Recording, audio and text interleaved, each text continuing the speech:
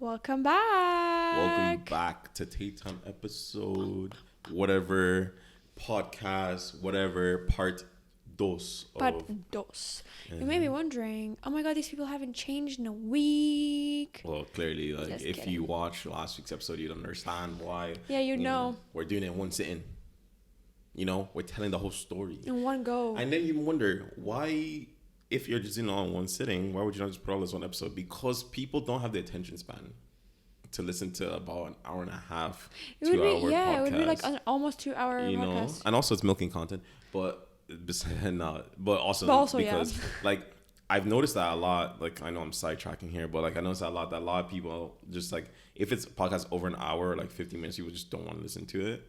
You know, I don't want to listen to it. Well, personally, I'll listen to 4 hours Yeah. of a podcast. Joe Rogan has generally very long episodes, but like I won't lie, I don't think I sit through all of it in one go. I do find a lot of people listen to chunks of things, yeah. like bits and pieces of stuff instead of actually listening to everything in one go, you know, and like that's something that's very common. But so I was like, you know what, we're better off putting this in 2 parts so people actually have the attention span for both. It'd be nice. It's nice. It's also reduces the work that we have to do. No, we love our job. Job? We love what we do. I don't get paid for this. You getting paid? I don't get paid. You guys getting paid? Who's getting paid here? You guys getting paid? Guys, I forgot to hide my chin. I'm sorry. I was snacking between episodes. If you know, you know. Yeah, you know, the good stuff, the good. I had to get a little snack in. But after we're talking about food, you know. yeah, because it was just such, everything just sounded so everything good, and I was like, this is as good as it gets for me right now. Like, how Yeah. sad. Well, sad for you. Not Yeah. for me though. Not for me though. But yeah, as you may have heard in our previous episode, we talked a lot about, you know, Niger, your experience getting there, all of that. So now, obviously, in this episode, I really want to focus on your experience while there, with the people there, everything. Do you know what I mean? Yeah. So, do you know, to get started with, I guess, the people there, you know? Yeah, like everyone, like one thing I would say is it's it's definitely very different from what you like see on TV at the same time, as well as it is In what sense? kind of representative. So like, and also it's very different from the West. Okay. Massively different, because in the West, one thing is like the difference in wealth isn't so in your face. You get me? As in, you have a lot of rich people, you have a lot of poor people, but especially in Ireland, like you don't have too many like super poor people. Like everyone's just like kind of okay, except for like, you know, unfortunately the people who are homeless and stuff like that, you know. And you can't, like, you don't really see that like places like Kerry and stuff like that. You might see that a lot more in Dublin, where you see homeless people and stuff like that. I know it's sad to see, but like in Nigeria it's a whole different bag. Like as in, a lot of it is like you have a lot of people who are like, because I'm from the mainland and that's where I stay all the time, right? And there's also the island, but even in the mainland there's a lot of poverty. You see it just on the street. Like you have people walking around with only slippers, walking around with no shoes. You know, you see kids working, stuff like that. You see people like hawking, which is like when they're selling stuff, you know, like on the streets and everything like that. Even though it's technically illegal, but everyone just doesn't. No one cares. Like police officers will literally be there and they just don't give a shit. I think it's because they You know. know the struggles. Like, you need to hustle to Yeah, exactly. make ends meet. And there's so much poverty. Like you have people who are living in like shacks. You have people who are living in like, even people who are living in apartments sometimes, where the apartments will have like, they call it face-to-face, where like a whole family would live in like a room, literally a room that is both their bedroom, their living room, everything. Yeah. And you know, it's like a hall full of rooms like that, lots of different people living in there. And in some of them, like they'll have one bathroom that they all share. Yeah. And in some of them, like depending on the area it is, if it's a really poor area, there will be no bathroom at all in any of these apartments. And someone will, like, this is like how people just are out here. Someone will build a bathroom, like a public bathroom, and then charge people to use it, you know, and stuff like that. Like to literally, like, you know, go whatever. Like my dad was telling me. But what do you do if you can't afford to? You just go pee or poo outside. Outside, yeah. And do whatever, whatever.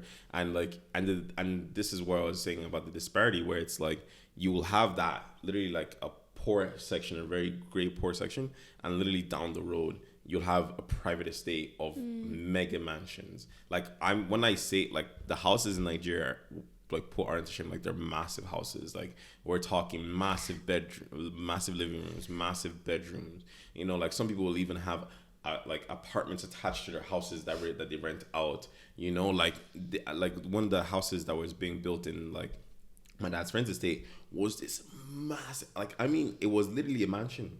Like, I was just like, who? And it was one guy. Yeah. Like, because he was telling me, like, you know, my dad's friend was telling me that, yeah, this is literally from one person. Like, one guy is living here, you know?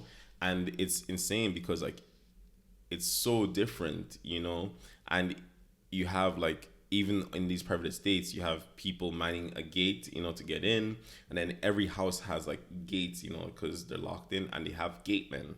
So this is someone who is working essentially 24/7, manning the gate, so like if you're coming in with your car, you know, they open the door for you to enter your like your, you know, premise with, you know, your car and stuff, and they'll live there, and they won't even make that much. Like, gatemen will make maybe 20,000 to 30,000 there a month or something like that, which is like really not that much. Like, the average person in Nigeria would probably make around 15 to 30,000 a month, but we'll get to that. But these gatemen will live in that situation, and that's all they do. Like, they just man the gate. Yeah. And I, like, even though I already knew about it, but this time, as I said, when I came here and older, I like question things more, and I think things. I'm like, so I went to my dad and I was like, wait a minute. So like, my dad's friend has this gate man, right? And I was just like, you know, Ali, like, does he just stay at the gate the whole time? Like, he doesn't do anything else? No, like, because he has to always be ready if someone's like coming in. And I was like, and like, things you get, like, usually when you're building your house, you have a little like house for the gate man, right? Like a little like apartment like thing. And so like, I'm like, and he's like, yeah. My dad's like, yeah, obviously, what else would he do? And I was like, wait, what you mean? Like, that doesn't make sense. It's like the what was it, the servant quarters? Yeah, back in the days. Yeah, essentially, I was like, so he just stays there. He's like, yeah, but like, obviously, and then I started to understand that, like, obviously, like, for example, if like my dad's friend has gone to work from, like, him and his wife are gone from like 9 to 5 or something, he's probably free during that time, but he can't stay away too far because they're also like the security guards for the place, you know.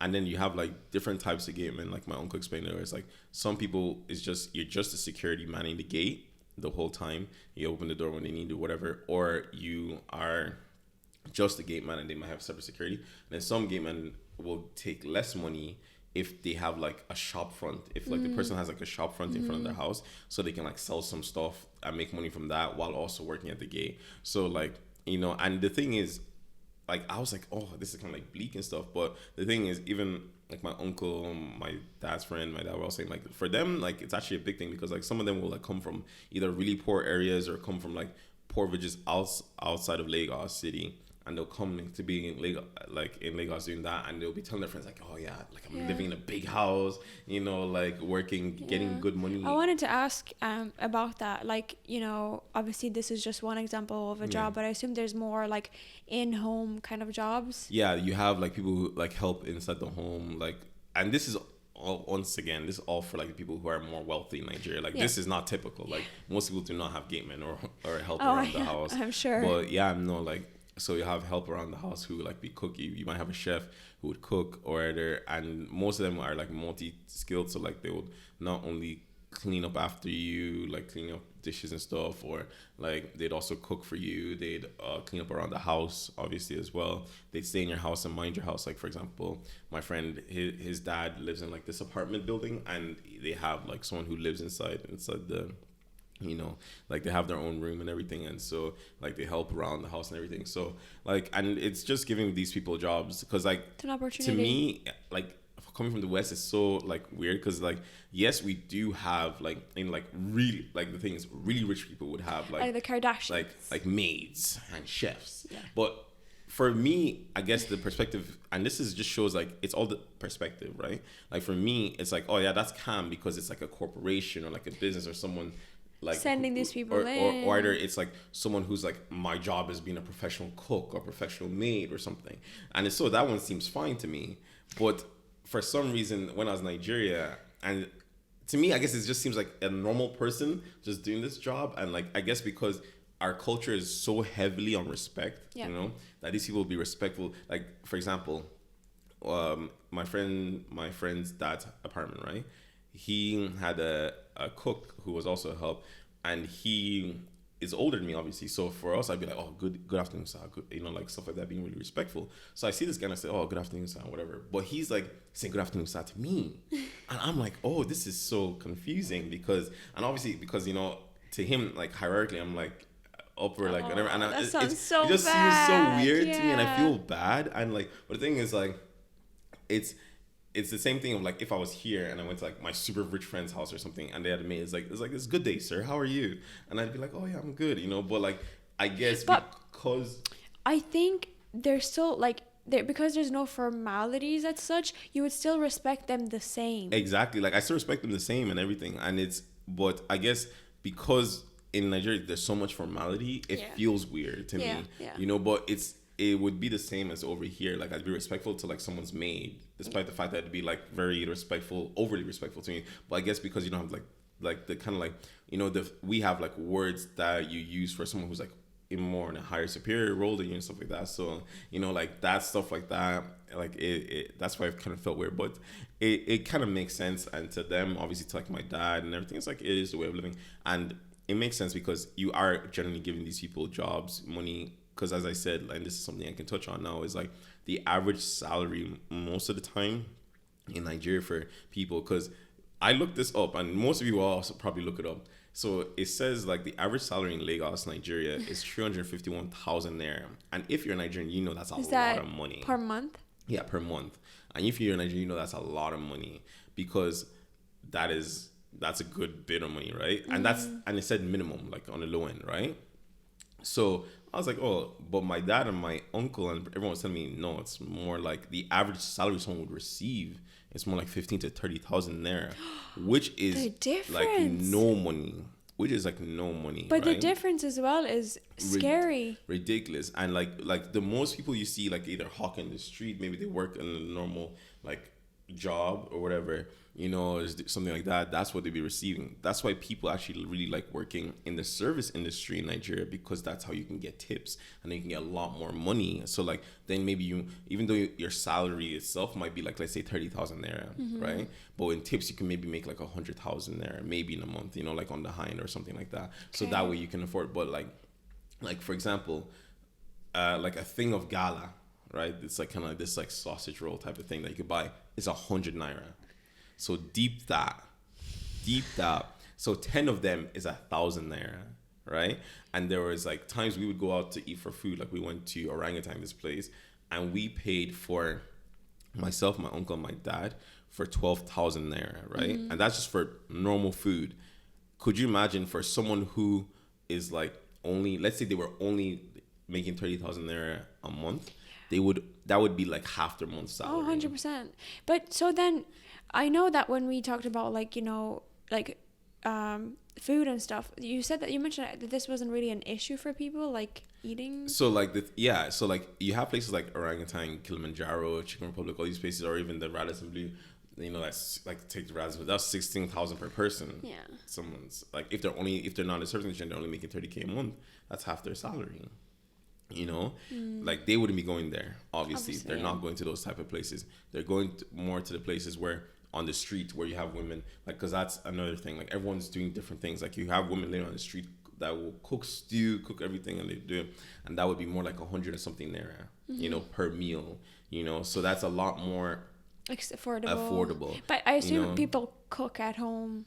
Yeah, like people cook at home, So, you know, like ingredients and stuff like that. Everyone's doing stuff like that, you know, like which makes everything more affordable. Like, you know, but it's like if you had to eat outside, because like most people, as I said, like the average are making maybe max 1,000 naira a day, you know, which is like 30,000 a month. So like, and that's without, like, obviously some people might make more, as I said, if they have tips and stuff. But let's take an example. So it's not easy. People are struggling. Like people are really suffering in that country. And like I said to me that it really hurts me, like to see that much people suffering. Like when you also have people with massive, insane amounts of wealth. Helipads. You know, like literally I showed Nicola like houses with helicopters on them, helipads, massive boats. And like that's just the thing about Nigeria. It's like the discrepancy in wealth is insane. Yeah. Because you have literal millionaires in all sense of the word, as in like in both in euro, naira, everything, living amongst people who are literally like, take for example 30,000 naira or so, like if you convert it, it's around 30-40 euro. Literally someone here making minimum wage makes more than that a day. Yeah. You know? Yeah, Like, Like it's insane. it But it's insane. so, like, I guess, like, the Western, I've seen a lot of this, you know, the Western media of, like, Africa is, like, a lot of starving kids. How would you say that's representative of Lagos, or? I would say not to the extent that what you're saying, right? It's not, definitely not to the extent that what you're saying. So like you've seen all those like troker ads or whatever, and you just see kids literally, everyone's in poverty, everyone doesn't have Yeah. anything, clean clothes or whatever. But that's not the case. Like you have that. Don't get me wrong. There are places that are very poor, and that's the issue. Like there are places that are very poor, and everyone's like living in shacks, living in whatever, and they're just trying to do whatever to get by. But then you also have like people who are poor but not living in shacks and maybe living in little apartments. Like I said, like I said before, face to face, you know, living like in a room sharing together. And even that's still struggling and stuff. And then you also have people who have a lot of money, you know, and they're doing well. And then you have the ultra wealthy. So like, for example, in mainland, like, as I said, that's where I grew up. That's where I lived. That's where I was staying, you know. It's very, you see that a lot on the streets. Everyone's like, you might see some women with like their babies literally just there, you know, begging for money. You know, you literally will see kids working. Like that's one thing that's really big in Lagos. Like child workers are massive. Like you have so many kids hawking on the street who would like have all these massive like things on their head. But to be fair play to everyone, because like they balance stuff on their head so well. Like they'll literally be walking hands free and they keep it. That's one thing. So like Farouk took a lot of videos because like I wanted to feel the experience through him, and luckily he has a really good phone, so I was able to go like frame by frame, and like there's a lot of women. I don't think I've seen like much of the men in your videos, but there are like so many women just, I don't comprehend. They're just walking straight forward, not a bother, with a massive thing of whatever on their head. Like it could be like food, it could be like bowls of something, like whatever water, it is, drinks. Yeah, it's just chilling on their head, and they're walking like hands down by their sides. Yeah, you know, like you're strolling, and I was just so at a good impressed. speed as well. It's not like they're walking to like they're just going carefully. But yeah, no, you have that, and you have like lots of kids doing lots of jobs. Like right before I left, there was actually a scenario where there was like kids like being taught how to do things. Like you have kids selling you stuff on the street, you know, like whatever. And the thing is, it just stems from the fact that like these families don't have money, so like everyone who's able-bodied has to go out and work and stuff, you know. Like even have kids, like for example, there was one scenario of like this girl who was there with her sister, and her sister was blind, right? And like one of her legs like was like, she didn't have like one leg, and she was like, you know, in crutches, and she's walking around with her sister like begging for money, you know, and stuff like that. And it's just like, it breaks your heart honestly to see like that, because you don't like, you see homeless people here, but I feel like the level of poverty there, like they let people get super low, you know. And like people like, you know, you have kids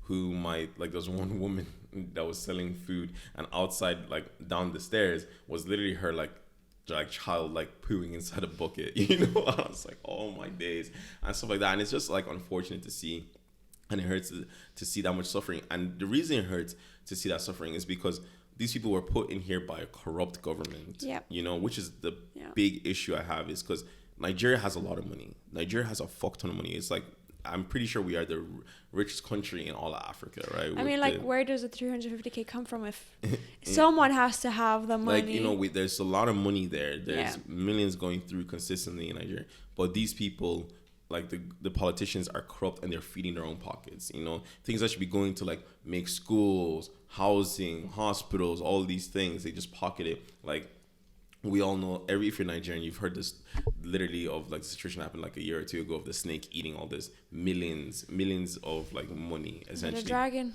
You know, just eating the money, and they all stone-faced, all politicians that were involved just stone-faced said, yes, this is true. A snake ate the money. It's insane. Drugs. But I think what you said there about like, you know, schools and stuff, I think despite the money not going towards the schools, Nigeria's a very like educated place. Like literally, even your cousin, like when I was talking to him, he was like, I was asking like, oh, are you enjoying your holidays or whatever? He's like, yeah. And I was like, are you looking forward to going back to school? And he's like, no, I was in school today. And I'm like, huh? And you know, there's like summer school, and it's just so common, you know. Absolutely, like education is paramount over there. Everyone is trying to study, everyone's trying to grow, you know, because like education gets you out of poverty, and so everyone takes education seriously in Nigeria. It's a very, like, everyone is like constantly studying, doing whatever. Like you see, like one thing you saw was a bunch of kids. Like, once again, this is summer. I saw a bunch of kids in uniform coming from summer schools, even people who couldn't even afford it. Like, there was this little girl in this market where I was with my dad when he was buying stuff, and she was there like with a book. Like, this girl was probably like 5, 6, 7 years old, and she was there with her book studying, like, you know, doing work, you know, because she couldn't afford summer school, so she goes and did that. And like, everyone's constantly studying, working hard, and like, everyone has tenacity. Like, that's one thing that's constant about like Nigerians. They just constantly tenacious, no matter what situation they're in. And that's why like everyone has like that drive, and it like just pisses me off, because I was just saying to my dad constantly, I was like, how can we have so much money but we don't distribute it well, you know, like that. Even our poorest people are just suffering for no reason. Like, these people shouldn't have to suffer. We have enough money to not let all these people suffer, but we're just doing it because people just want to keep it. And like, this is money that these politicians will pocket, that not even their kids would finish. You know, they like, people will literally stack houses full of money to hide that money and not do anything with the money. They're just having the money. It's literally dragon's gold, where the dragon literally has all this gold. A dragon can't use gold, but just sticks with it because it wants it, you know? Don't touch it. It's my shiny, you know, and thing. it's just insane to see. And especially, like, then you have lots of rich people. And, like, that's something I said, like, it's kind of hard, I guess, because the thing is, in Nigeria, like, everyone's like, has winner mentality. Everyone's really trying to hustle, try and get it. And the thing is, people eventually get rich. And the thing is, a lot of people who are rich don't necessarily have sympathy for the poor, because they're like, I was poor, I hustled to get here, you have to do that too, blah, blah, blah, or do whatever. And so, like, they don't have much sympathy for the poor. And, like, that kind of vexes me. And, like, especially, like, with the proximity at which, like I said to my dad, like, there will literally be massive estates of mansions, you know, and literally beside, like, super poor people. And like, and it just is because people don't give a shit, because they're like, oh, that's cheap land, let's go buy, let's go build, you know. But they want to help the people around them. Some people do, you know, like, don't get me wrong, I'm not saying this to everybody, like, some people do, but like, it's just that kind of scenario. But obviously, you can also kind of see from their perspective, like, why is it me that has to do it, kind of thing, when like, shouldn't the government be the one? But I personally feel like you're contributing we want, to the it's our people, I think you're contributing to the problem, like, continuing, like, and continue obviously cycle, it doesn't fall on one person to help the whole country. That's not how it works. You help how much you can, as much as you can, you know. But it's crazy to me that there's people who make it and they're like, yeah, well, I made it, I'm gonna mind my business, because it's like, you know what it's like. Yeah, exactly. And then, like, you have, like, take Victoria Island, like the islands of Lagos, where it would be like that's where you have like the massive skyscrapers. You have there in the Victoria Island, all those like islands that aren't on the mainland. Those are where you have more of the bigger influxes of really rich people. Did you go there? And, you know, yeah, I went there as well. So like, that's where Eco Atlantic was, that I was saying in the last episode and stuff. And like, you have a lot of rich people there. And you know, it's so crazy that a lot of people who live there would never even go to the mainland. Yeah, but like, to be fair to them, they have no reason to. Everything they want is there, right? And that place is better. There's like less poor people there, you know. There's a little bit. It's literally better segregated. You know? Oh wow, you know? wow! It sounds very touristy. Like, you still have. Don't get me wrong. You still have some, but like, for example, I was saying to my friend, because he got there and his dad lives on the island and he didn't go to the mainland, so like, it was bad but not too bad, kind of thing, right? And this was before he went to his dad's shop, which is on Lagos Island, which is also has a lot of poor people. So like, it's like, it's not terrible. I was like, wait till you see the mainland, man. It is ridiculous, like, you know. And it's just different. And seeing that, it's just, the big thing that always got me was just seeing all these massive houses and then going literally stepping out of the estate of massive houses, poverty, you know, near it's you. It's insane. So, you know, obviously it sounds like there's a lot of corruption happening. How does that make the people of the country feel who are in a really unfortunate situation? Like, people are very upset, obviously, like, about it. And the thing is, like, the rich, like, people are people who are better off, like, I guess is a better way to put it. Like, they don't like it. Some people might enjoy it. Some people, because like, maybe if it's benefiting them directly, but a lot of people didn't like it. They didn't enjoy it, and they were like, we need to solve this. And like you, even like, for example, my friend's dad's like sister, I was talking to her, and she's like, it's just annoying to see the suffering, you know. And like, as I said, there are obviously people that are better off to help others, you know. They like donate what they can, help charity what they can, give charity when they can. I understand like that. This conversation isn't trying to mitigate that or try to make it sound like there isn't people helping, because there is. Just like the vast amount. There should, you know, we all have to try help ourselves, like our people, you know. But it's just like, and they don't like it, you know. And the thing is, like, we just know this. It requires a change of mentality first, you know, of like the people who are going to politics. Like a lot of people who go into politics, right, will say, I'm going to get rid of the corruption, I'm going to stamp it out. And then when they get in, they're corrupt themselves, pocketing money, doing stuff, lying to your face. And like the thing about the people in poverty, they don't like it either.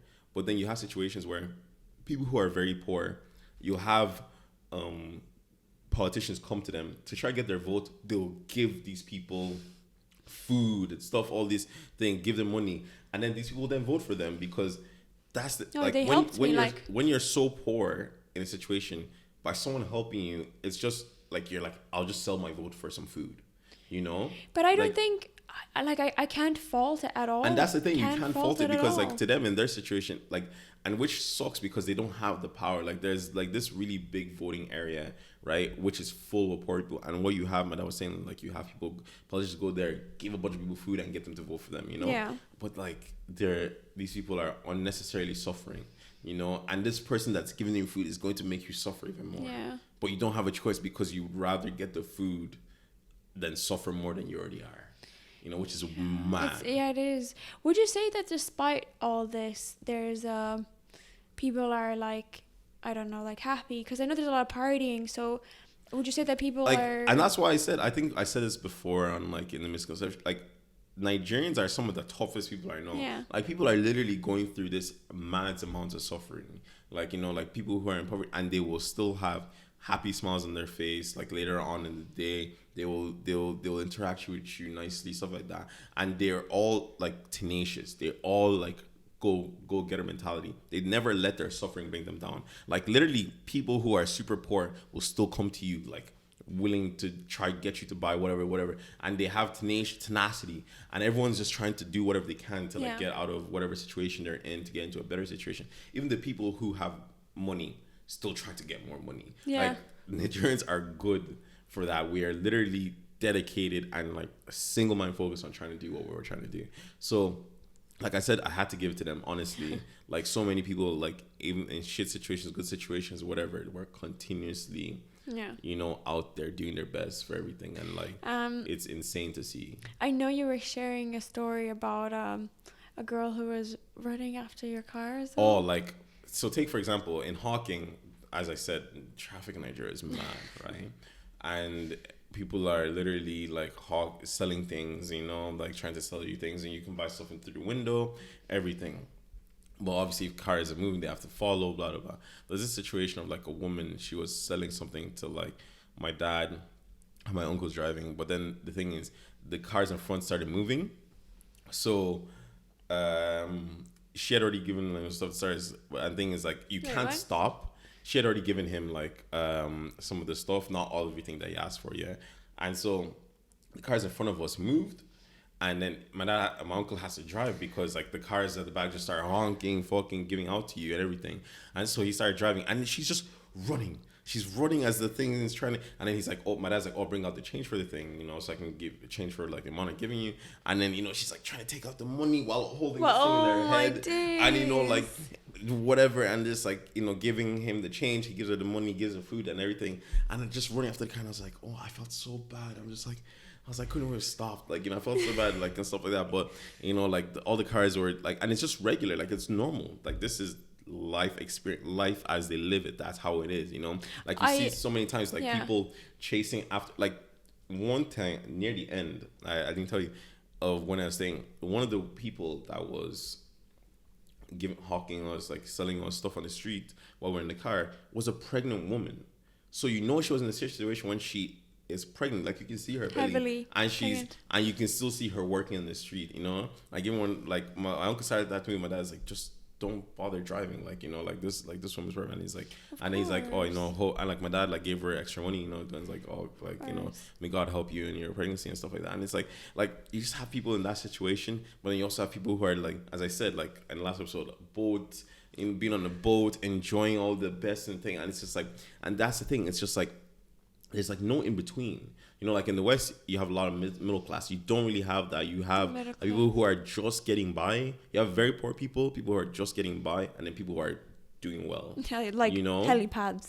exactly, stuff like that. So like, that's the problem, and it's all has to do with just the corruption, unfortunately, that the government has, you know, put in that situation. But like people take it with stride. They put it, and like that's one thing I love. I love my country for, because it's like, despite whatever situation, everyone's working hard. Everyone's trying to educate themselves. Everyone's trying to do everything. And Nigerians are just tenacious. And I keep using the word because it is the best. Tenacity is the best word to describe it. And they just keep going no matter what. Because like obviously here, people like have hard times and then they do it. But I feel like Nigerians just like, they're like, I'm just going to deal with it and just keep going.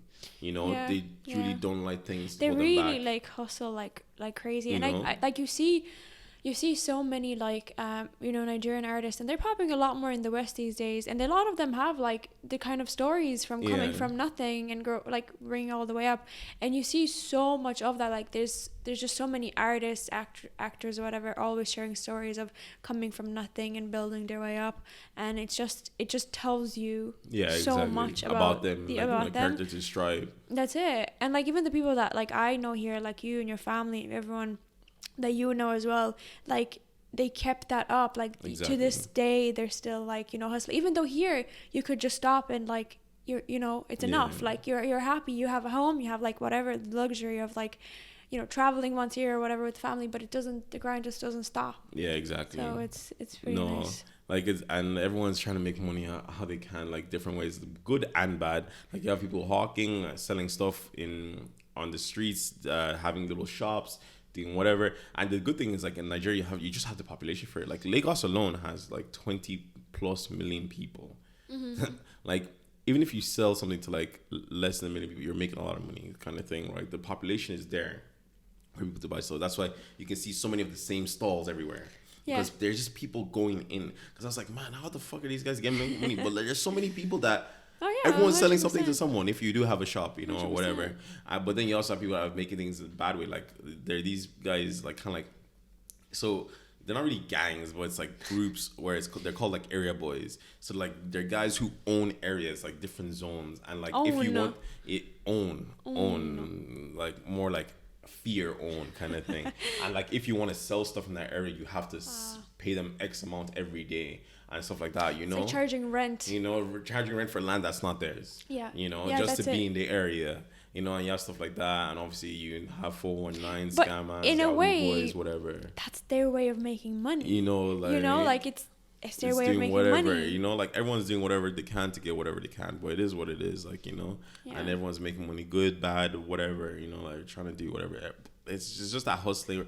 Everyone, like pretty much every Nigerian you've met, probably like is dedicated to be like, I need to make something in my life or make money, and like that's where the mentality and comes keep from. it going, keep it going. Never let us stop. Consistency. Yeah, that's it. You know? And obviously we've talked a lot about like, you know, rich people giving back and all this stuff, and I need to give, you know, Farouk props as well. Like he did while he was there, and like, you know, it's not just talking about like giving back like just for others to do it. No, like, you know, he did it. Oh, so it's like until she just I know, but I feel like it feels like we're talking about, oh, others should give back, but you're not taking action. Oh yeah, no. And I see a lot of that. You know what I mean? That's true. No, I did. Like I gave out a lot. Like I don't even want to say it, but like I gave it's a lot. Regardless. You know, like while back. I was there, and like, cause I just felt, like I said to my dad, I felt very sympathetic. You know, cause like, how can I see my own people struggle like this and like not just be like, I don't care.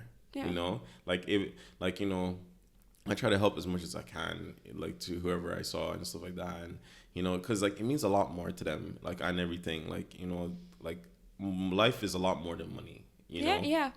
Like you need to help people out there as well, and that's like something that I think if you're a Nigerian and you do go back home, I would heavily like recommend that. It doesn't like however amount you can afford, like, you know, just like if you see someone that, like, let's say, like, for example, take the pregnant lady that was hawking, like, just give them extra money, just give them money just to give money. That's it. Or if there's someone close to you, your family, you know, and you know they're struggling, give them money too. Like, it's like, it costs you nothing. Yeah. You know, obviously your dad's doing that too, like, know, all the time while he's there, so it's and stuff like that. Like, what you can afford.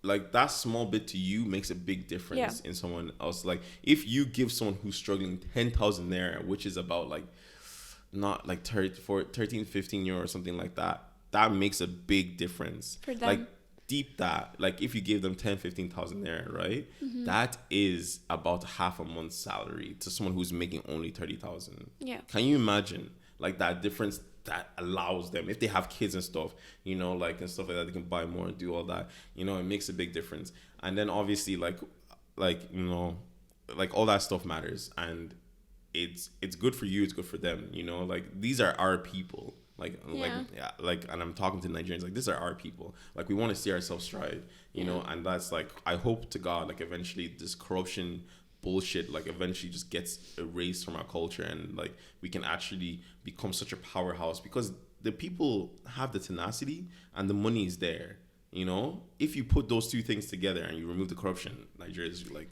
made for great things, honestly. Yeah. So I hope to God, like, I'm alive for when that happens, you know. But I know about, like, giving back. I know you had a scenario where you did give back to someone helping you in the shopping center. Oh my God. So if you want to share that. Listen to this. So we're there at ShopRite. It's like one of these, like, kind of like a Tesco or something, if you want to call it that, right? We go, once you buy your stuff, you have these, and if you're a trolley, you have these guys who come and push your trolley for you. You know, once again, service industry, trying to get tips, right? They'll push your trolley all the way from the shop all the way to your car, even help you pack into your car if you want, you know? They'll do all that for you. So this guy comes, he pushes it. We're waiting for my dad because he went inside another shop real quick when we're outside. I'm just talking to this guy and asking, like, oh, how old are you? How long? He was telling me his story, you know? And I was just, like, curious. I was just, like, trying to talk to him. And so I was like, because I was just trying to talk to him because I already knew I was going to give him money, all right? And I just wanted to, like, talk to him and see how he is. And, like, you know, he was saying that he was working here from 2016. I mean, from 2016 to 2020. And then he took a break, 2016 to 2018. And then he took a break for 2 years to try to get, like, a business. Because a lot of people try to start businesses because that's where you get the real money, you know? Because obviously, like, service industry is not enough to, like, for you to move from being in, like, just getting by status to, like, having your own big house as well, like all the guys have, you know. So, like, he started his business, but unfortunately it didn't work out, you know, from 2018 to 2020. And then COVID, so he started working 2020 to 2022 again, right? And I was like, I feel bad for him, like, you know, it's unfortunate. And so I go and I tip him, right? I gave him $1, and then I like an actual dollar, and then my uncle also gave 100 naira. But one thing was, as we were outside, there was also, like, the security guard who came to me going, like, fine boy, big guy, big boss, I'm trying to be like you know. This guy who wasn't aware of this guy pushing from all the way, whatever, he just comes in and he was following us, you know. So when I gave this guy the money and we gave him the 100 naira, the 100 naira was meant to be for the security guard, right? So we give the 100 naira to the security guard, we gave this $1. So the dollar is more around, like, 650 naira, right? Or whatever. Because that's what I had on me. Unfortunately, I didn't have any more. So I gave it to him, and when we're leaving, me, my uncle, and I are driving away with my dad, leaving the car, I see the security guard take the $1 from your man. And, you know, this is where the thing is about culture of, like, hierarchical, because the security guard is technically more hierarchical, you know, than the guy who was pushing. And he takes the $1 from him and gives him the 100 naira. And I was like, I was pissed off. My uncle and I were pissed off. Can you imagine? Yeah. Like, who are you, you know? And it was just so annoying. Yeah. So vexing to see, like, as we were going away, like, I was like, what the hell is this? You know, and shit like that happens, you know, like, you know, and it's just like, and this just goes back to the whole corruption thing. It has to be a mentality change, you know, for us to move past it, you know, because everyone wants to do for themselves. But as I said, you can't just do for yourself. You need to strive for your whole community, your whole people to do well, for all of us to do well. Yeah. You know, it can't just be me. Obviously, to a certain extent, it has to be at some point for you to get to a point. But then after that, be like, I don't want other people to go through what I had to go through. Yeah. And let me help and touch as much people as I can. But you know? Do you think that if there was a change in mentality, there would be like less tenacity, less motivated people in a way? I think it would still be there. Okay. I think people are just, I think we're all like that. You know, I don't even think it has to do, because even people who grow up in well-off families, their children still have that tenacity. Because like one thing you see a lot here is like, here you have a rich kid. He's like, I'm gonna live on my daddy's money for the rest of my life. You don't have that in Nigeria. Everyone's kids is trying to like become something of themselves. Like, you know, like for example, my dad's friend, his child, he's studying in Canada, right? Going to university in Canada, and he said to his dad, I don't want to just take over your business. I want to do my own thing. You know, and people have that tenacity, like, I want to do my own thing. I want to make my own money. I want to do this and that. And that's what, like, that's why I said if that mentality of corruption was gone, Nigeria would be ready to do so many great things. Like, there's already so much, like, as I said, there's already so much greatness there. Like, there's already massive houses, boats. Like, you would go there and be like, wow, this is not what I see on the TV of starving kids. Like, yes, there's that, but you have massive houses, massive architecture, people, money, throwing lavish parties, doing lavish lifestyle, right? You have that, you know, but it's just that it's only a small select amount of people, right? Which is like, that small select is still a lot of people, because you have to remember we have a lot of millions of people, right? It's like but you have a lot, but then you have a bigger population. If they had even access to a fraction of that corruption money that's just being hidden up top, there would be so much going on, like, you know. Yeah, 100%, especially because, as you said, you know, generally the kids of these people like also have the drive to do something for themselves. So technically all that money that they're hoarding might not even be used for the kid, because they're starting something on themselves starting themselves. So just give some and it's not even those people, it's just the fucking politicians hoarding money for no reason. They'll get deep multi-million-dollar deals from a freaking European country instead of putting it back into like education, freaking housing, so people can at least then, like, if you're too busy worrying about where your food and your house is money is coming from, you can't start businesses. And like, so instead of allowing people to like think about only starting business and what they can do and what they contribute to society to make themselves money, they're too busy doing stuff that requires, and it just pisses me off, as you can see. Like, those politicians just siphon money instead of putting it back into the community, back into the people, so that everyone can grow, you know. And that's what we're missing, because you can see, like, just going to Lagos, you can see clearly it's not like there's potential there. It's already been done. Like, people are making skyscrapers that are ridiculous, making like restaurants, lifestyles are amazing, houses are amazing, things are amazing, but it's only a set group of people. We want it to be more majority of people. That's what we wanted. We need it to be. Yeah. You know, that's where we get the best out of it. That's where our people will just strive. Because then people won't need to leave. Like, because you have a lot of people who are in poverty who are like, let me just go to Europe because I'm sick of this. And give it more opportunity or something. You know, things to get more opportunity. If we had our politicians being like smart and actually giving a shit about the people, people would have no reason to live in Nigeria. Like, take all the people who have money there, don't leave Nigeria. They live there. They have no interest. They have the personal shoppers in London. You know, like they have no interest in coming to the West. Even me, like when I was living, going to all those like things and enjoying that lifestyle, I was like, why the fuck would I want to come live here when I live so well over there? You know? Hey, you can work from home there. It's the same time zone. You know, stuff like that. You know, and obviously the people who are making good money, they have no reason to leave Nigeria. They love it there. Yeah. Well, I just want it so that majority of people are having that same mentality and not trying to run away from our country because our politicians are corrupt and not giving them the resources they need to succeed. You know? Absolutely. And that's just like an annoyance, a massive annoyance that we need to hopefully get over. I can tell. So you, throughout, the past 2 episodes, you've made Nigeria sound very attractive. Like, I assume a lot of the viewers are going to be like, oh, now I want to visit, So give someone who wants to go to Nigeria, like 3 tips before going, Keep your wits about you. Be very smart. Lots of people are hustlers. Lots of people are hustlers. They're going to try hustle you. They're trying to scam you for money. You need to be smart about the way you do things, because some people try to be friendly, try to help you just to get some money off you, and then it's awkward because you're like, oh fuck, I have to pay them, blah blah blah, all be smart about your stuff, because obviously, like anywhere in the world, you can get robbed. Be careful about that. But also explore, go to the islands, go to these things, go on these places. They're beautiful places there, absolutely stunning, amazing places. Do your research, go to all these beautiful places, have a great experience that you're like, oh my God, I love going to this place, and then obviously, like, while you're there, as I say, just try give back, if you can, as much as you can, just give back, like small, like it means nothing to you, it means a lot to the other person, right?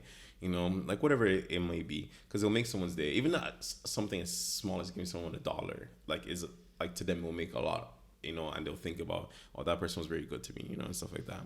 But and most importantly, as I said, just enjoy yourself. Like, Lagos is a fun place. People love to party. People love to talk. Like, people are so friendly. They're just willing to have a laugh with you, and have a good time. They'll show you around, take care of you. So just be open-minded. Just like, you know what? Let me do whatever. Let me enjoy whatever food. Let me enjoy whatever thing. Let me enjoy whatever thing you are taking, and just have a good time. Enjoyment. Enjoyment is the key.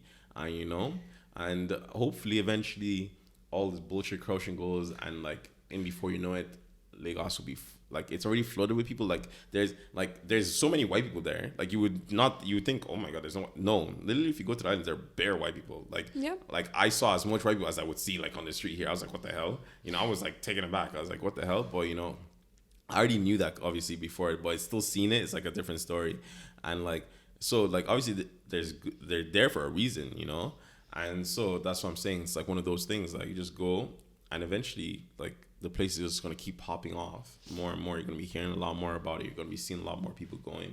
Like, people, like, also, like, my generation already go back, like, every December, because December is a massive party month. Having a good, dirty December, everyone's having a good time, Like, so obviously there's something there. Because you don't just go to something that's shit. Like, if it was the way the media tells you, like, oh, poverty, people wouldn't be going there. 100%. But they do. Good point. So, well, thank you for sharing all your stories. I'm sure there's more that will pop up here and there if you listen to our podcast. It was very enjoyable hearing about everything. So thank you for sharing, and you better take me too. Yeah, we will. And once she does, she'll be able to give you her own experience, how it is. Because it's different for me. I already know everything, and I was there, and I've been there before. I grew up there. Like, it's just seeing it from a maturity lens, Yeah. But for her, it'll be a first time experience. So you gotta keep listening to our podcast for however long to find out, innit? Yeah. So anyway, I hope you enjoyed. Next time. Peace.